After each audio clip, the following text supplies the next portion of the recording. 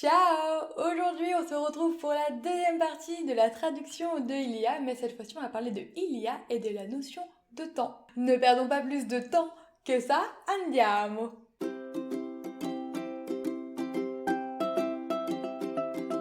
Dans la vidéo précédente, on a vu que Ilia pouvait se traduire par c'è et ci sono, mais ça, c'est seulement pour exprimer la présence ou non de quelque chose.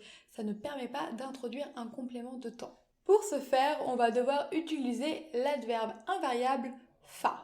Il va nous permettre de dire quand a eu lieu une action dans le passé. Et cette action peut être terminée, révolue, hop, on n'en parle plus, ou elle peut continuer dans le présent, voire même dans le futur. Et point très important, il faut le placer après l'expression de temps, c'est-à-dire après le mot exprimant la quantité de temps. On va voir ça avec quelques exemples. L'ho visto un minuto fa.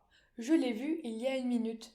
Donc ça, c'est une action terminée. Ha perso le chiavi una settimana fa.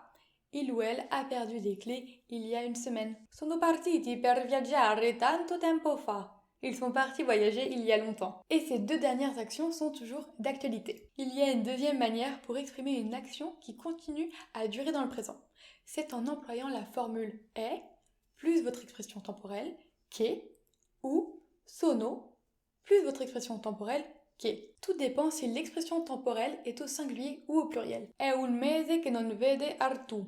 Il y a un mois qu'il n'a pas vu Arthur. Sono secoli che non mangio un gelato. Il y a des siècles que je n'ai pas mangé une glace. È un anno che insegni qui. Il y a un an que tu enseignes ici. La plupart des exemples que j'ai cités, vous pouvez les formuler autrement en utilisant la préposition da. Mais da veut dire depuis dans ce contexte.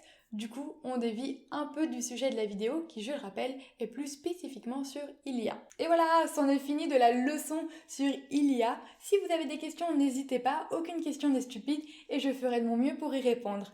À bientôt, ciao!